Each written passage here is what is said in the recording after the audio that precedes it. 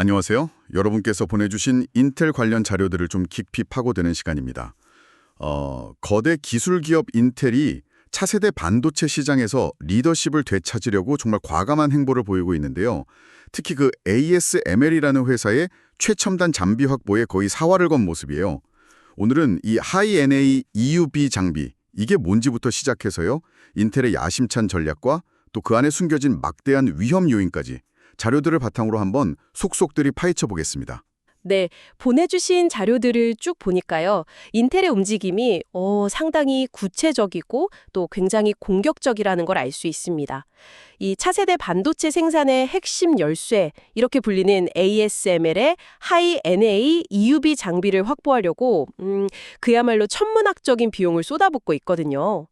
이 결정이 단순히 인텔이라는 한 기업을 넘어서 인텔 파운드리 사업부의 명운, 더 나아가서는 미국 반도체 산업 전체의 미래 전략과도 아주 깊숙이 연결되어 있다는 점에서 좀 주목할 필요가 있겠습니다.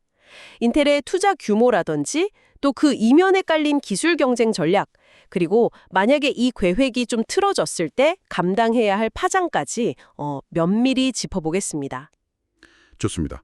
그럼 가장 먼저 이 모든 논의의 핵심이죠. ASML의 하이-NA EUV 장비. 여기에 대해 좀 더 자세히 알아봐야 할 것 같아요.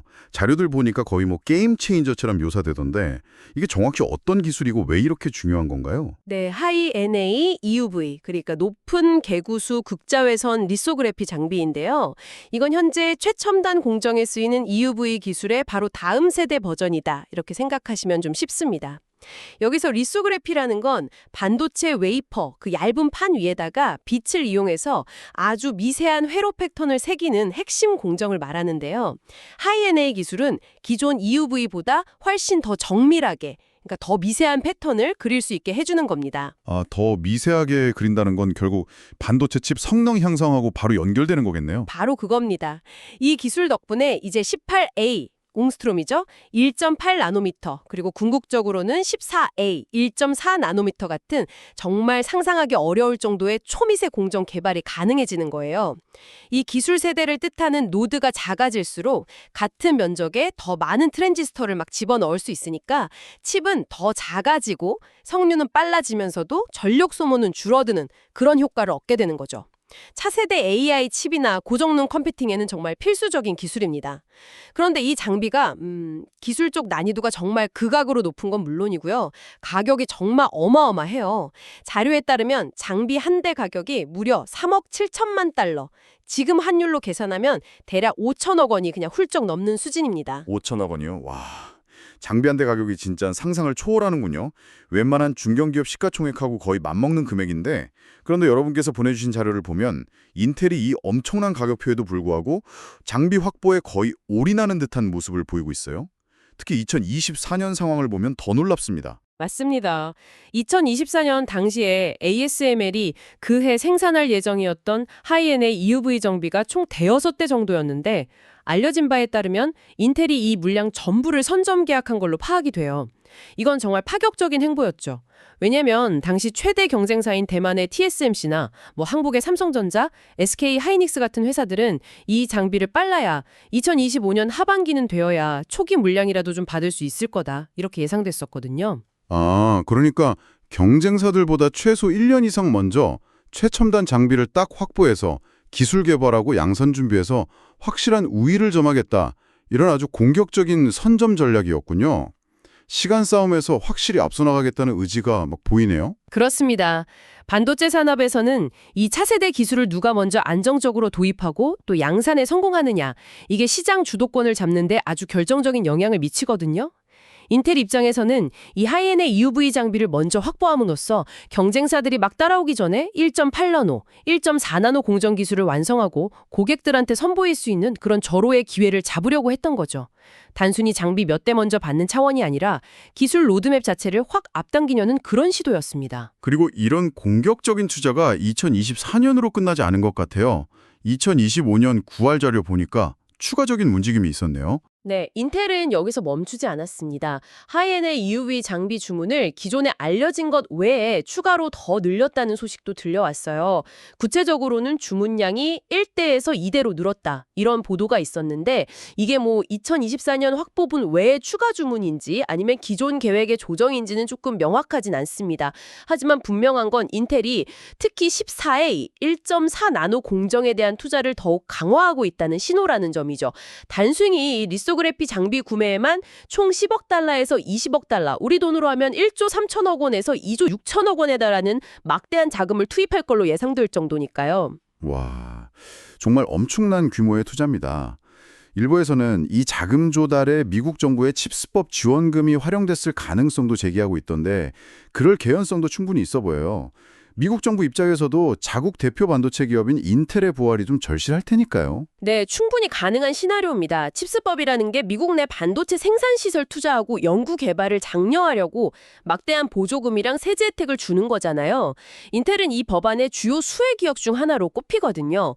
따라서 인텔의 이런 과감한 투자는 자체적인 전략적 판단도 있겠지만 정부 지원이라는 어떤 뒷배가 있었기에 가능했을 거다. 이런 분석이 설득력을 얻고 있습니다. 하지만 여기서 우리가 좀 주목해야 할 점은 이 선점 전략이 가진 양면성입니다. 양면성이요. 그건 구체적으로 어떤 의미일까요? 막대한 비용을 들여서 누구보다 먼저 최첨단 장비를 확보하는 것. 이건 분명히 기술 경쟁에서 유리한 고지를 점할 기회를 제공하죠. 특히 인텔처럼 한때는 업계를 막 호령했지만 최근 몇 년간 공정기술에서 경쟁사들한테 좀 뒤처졌다 이런 평가를 받았던 기업에게는 과거의 기술 리더십을 되찾을 절호의 찬스처럼 보일 수 있습니다. 하지만 여기에는 그만큼 큰 위험 부담이 따릅니다. 첫째는 역시 천문학적인 초기 투자 비용 회수 문제겠죠? 5천억 원짜리 장비를 여러 대 들여와서 과연 충분한 수율, 그러니까 결합 없는 합격품 비율이죠, 이걸로. 생산성을 내서 칩을 만들어내고 이걸 통해서 투자금을 회수하고 이익을 낼 수 있을까? 이건 아직 미지수입니다. 둘째는 기술 자체의 안정성 문제예요. 아무리 뛰어난 장비라도 실제 양산 라인에 적용했을 때 예상치 못한 문제들이 막 발생할 수 있거든요.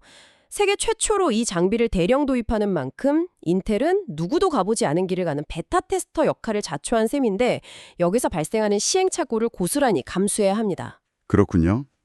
누구보다 먼저 앞서 나가는 만큼 예상치 못한 암초를 만날 위험도 가장 크다는 거네요.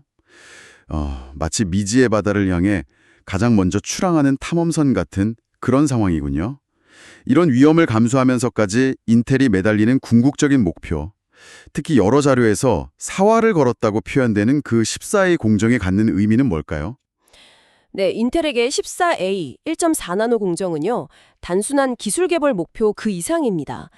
특히 인텔 파운드리 서비스, 그러니까 외부 고객사의 칩을 대신 생산해주는 위탁 생산 사업부에게는 말 그대로 존폐가 걸린 승부처라고 할 수 있어요. 이게 뭐 외부의 분석이 아니라 인텔 스스로가 공식 문서, 예를 들면 뭐 증권거래위원회 SEC에 제출하는 보고서 같은 곳에서 직접적으로 언급한 내용이라는 점이 중요합니다. 인텔 스스로가 그렇게까지 인정했다는 건 상황이 정말 심상치 않다는 뜻인데요.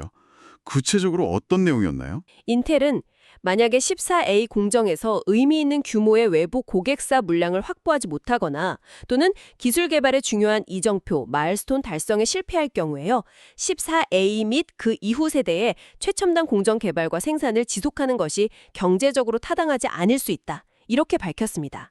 더 나아가서는 최악의 시나리오로는 해당 공정 개발을 중단하거나 축소하고 심지어 현재 진행 중인 대규모 제조시설 확장 프로젝트까지 중단하거나 연기할 수 있다. 이런 입장까지 명시했어요.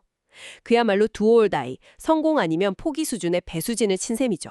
와, 정말 강력한 표현이네요. 마치 전쟁에 나서는 장수가 배를 불태우고 다리를 끊는 듯한 그런 결의가 느껴지는데요. 여러분께서 주신 자료들을 보면 현재 인텔의 재무 상황이나 파운드리 시장에서의 입지가 그렇게 녹록치 않다는 내용도 있던데 이런 절박함의 배경에는 역시 현실적인 어려움이 크게 작용하고 있겠군요. 그렇습니다. 현재 인텔은 여러 도전에 직면해 있어요. 대규모 구조조정을 단행하는 등 비용 절감 노력을 하고 있음에도 불구하고 최근 실적을 보면 여전히 영업 손실을 기록하는 등 재무적으로 좀 어려움을 겪고 있습니다. 완전한 회복까지는 상당한 시간이 걸릴 것이다. 이런 전망이 우세하죠. 특히 인텔이 미래 성장 동력으로 삼고 막대한 투자를 쏟아붓고 있는 파운드리 시장의 상황은 더욱 심각합니다. 이 시장은 대만의 TSMC가 기술력, 생산 능력, 고객 신뢰도 모든 면에서 거의 압도적인 지배력을 행사하고 있거든요. 인텔이 지난 몇 년간 수십억 달러, 우리 돈으로 수조 원을 IFS에 투자했지만 아직 TSMC의 아성을 위협할 만한 가시적인 성과나 시장 판도를 바꿀 모멘텀을 만들지 못했다는 것이 좀 냉정한 평가입니다. 그렇다면 인텔이 18A 1.8나노 공정도 개발하고 있는 걸로 아는데 유독 14A 1.4나노 공정에 이렇게까지 명운을 거는 이유는 뭘까요? 18A로는 좀 부족한 걸까요? 좋은 질문입니다. 현재까지 알려진 인텔의 계획을 보면요. 18A 공정은 주로 인텔 자체 제품, 예를 들어서 차세대 PC 프로세서인 펜서레이크라던가 서버용 칩인 클리어 워터 포레스트 같은 내부 물량 생산에 더 초점을 맞추고 있는 것으로 보입니다. 즉, 18A는 인텔 내부의 기술력을 입증하고 자사 제품 경쟁력을 높이는 데 우선순위를 두는 것이죠. 아하, 그렇군요. 18A는 주로 집안 살림에 쓰이고 14A는 외부 손님을 맞이하기 위한 핵심 승부처다. 이런 말씀이시군요. 정확합니다. 14A 공정에야말로 인텔 파운드리 서비스 IFS가 과연 외부 고객사들, 예를 들면 다른 패블리스 반도체 기업이나 심지어 경쟁사들의 물량까지도 수주할 수 있는 경쟁력을 갖추었는지를 판가름하는 진정한 시험대가 될 것으로 예상됩니다. 즉, 14A 공정의 성공 여부가 IFS 사업의 지속 가능성, 나아가 인텔 전체의 미래 사업 구조에까지 영향을 미치는 중요한 분기점이 될 가능성이 매우 높다는 거죠. 여기서 의미 있는 고객을 확보하지 못하면 인텔이 막대한 투자를 계속 이어나갈 명분과 동력을 잃게 될 수도 있습니다. 이건 인텔의 오랜 사업 모델에도 좀 근본적인 변화가 일어나고 있다는 신호로 읽히네요. 과거 인텔은 자사의 칩을 직접 설계하고 생산까지 하는 IDM, 종합반도체 기업 모델의 상징이었잖아요. 근데 이제는 파운드리 사업, 즉 외부 고객 확보가 생존의 필수 조건이 되었다는 걸 스스로 인정한 셈이니까요. 맞습니다. 그 점이 매우 중요한 변화예요. 과거에는 인텔의 최첨단 공정은 주로 인텔 CPU를 만들기 위한 것이었고 외부 고객은 좀 부차적인 존재였습니다. 하지만 이제는 상황이 역전돼서 외부 고객을 유치해야만 천문학적인 비용이 들어가는 최첨단 공정 개발과 생산시설 투자를 정당화하고 지속할 수 있는 구조가 된 겁니다. 최근 IFS 사업부를 이끌도록 영입된 리프탄이라는 새로운 리더 역시 굉장히 냉철한 사업가적 관점에서 IFS가 성공 가능성을 보이지 못한다면 사업 철수와 같은 과감한 결단도 내릴 수 있음을 시사하는 발언들을 하고 있습니다. 이는 아무리 뛰어난 기술력을 가지고 있다고 해도 결국 시장에서 고객의 선택을 받아야만 살아남을 수 있다는 어쩌면 좀 냉혹한 현실을 보여주는 사례죠. 자, 그렇다면 이제 가장 궁금하면서도 좀 우려되는 지점, 이걸 짚어봐야 할 것 같습니다. 정말 만약이지만 인텔의 이 야심찬 14A 공정 승부수가 기대했던 만큼의 성과를 내지 못한다면, 예를 들어 하이아나의 EUV 장비 도입에 차질이 생기거나 수요 확보에 어려움을 겪거나 혹은 충분한 외부 고객을 확보하지 못해서 결국 최첨단 경쟁에서 뒤처지게 된다면 어떤 결과가 예상될까요? 인텔이라는 기업에게는 물론이고 더 넓게는 반도체 산업 전체에는 어떤 영향을 미치게 될까요? 만약 인텔이 14A 공정 경쟁에서 밀려나고 최첨단 노드 개발 레이스에서 이탈하게 된다면 그 파장은 상상 이상으로 클 수 있습니다. 우선 인텔 기업 자체만 놓고 보면 하이엔드 EUV 장비 도입하고 신규 팹 건설 등에 쏟아부은 수백억 달러, 우리 돈으로 수십조 원에 달하는 막대한 투자금을 회수하지 못하는 직접적인 재정적 타격을 입게 되겠죠. 이건 단순한 손실을 넘어서 기업의 생존 자체를 위협할 수도 있는 수준입니다. 또한 지난 수십 년간 반도체 제국으로 군림하면서 쌓아온 기술 리더십과 혁신의 아이콘이라는 명성에도 정말 돌이킬 수 없는 흠집이 생기게 될 겁니다. 주가 하락은 물론이고 우수 인력 이탈 같은 연쇄적인 부작용으로 이어질 가능성도 배제할 수 없어요. 인텔 자체의 타격도 엄청겠지만 여러분께서 주신 자료들은 더 큰 그림, 그러니까 글로벌 반도체 시장하고 미국의 산업 전략 측면에서의 영향도 중요하게 다루고 있더군요. 그렇습니다. 글로벌 시장 관점에서 보면요. 현재도 파운드리 시장에서 60% 이상의 압도적인 점유율을 차지하고 있는 TSMC의 독주 체제가 더욱 강화되고 사실상 견제 세력이 사라지는 상황이 올 수 있습니다. 삼성전자나 다른 기업들이 추격하고는 있지만 인텔마저 최첨단 경쟁에서 이탈한다면 TSMC의 영향력은 지금보다 훨씬 더 막강해질 것입니다. 이는 장기적으로 기술 혁신 속도의 둔화나 가격 결정력 왜곡 같은 시장 전체의 건전성을 해칠 수 있다는 우려로 이어질 수 있습니다. 미국 정부 입장에서는 정말 최악의 시나리오 중 하나가 되겠네요. 칩스법까지 통과시키면서 자국 반도체 산업 부흥에 국가적인 역량을 막 쏟아붓고 있는데 핵심 플레이어인 인텔이 최첨단 경쟁에서 낙오한다면 그 정책 효과는 반감될 수밖에 없을 테니까요. 정확합니다. 미국 입장에서는 이게 단순히 기업 하나의 실패가 아니라 중국과의 기술 패권 경쟁 속에서 자국 반도체 공급망을 강화하고 첨단 기술 리더십을 확보하려는 국가적 목표 달성에 심각한 차질이 생기는 것을 의미합니다. 인텔은 오랫동안 무어의 법칙을 주도해온 미국 기술 자존심의 상징과도 같은 존재였거든요. 그런 인텔이 최첨단 경쟁에서 밀려난다는 것은 단순한 산업적 문제를 넘어서서 미국의 기술 패권 전략 자체에 대한 근본적인 의문을 제기하게 만들 수도 있습니다. 결국 인텔의 하이나이 EUV 장비에 대한 막대한 투자는 인텔이라는 기업의 명운을 건 도박일 뿐만 아니라 글로벌 반도체 시장의 경쟁 구도, 그리고 더 나아가서는 미중 기술 패권 경쟁이라는 지정학적 문제와도 복잡하게 얽혀있는 정말 중대한 사안이군요. 네, 바로 그 점을 주목해야 합니다.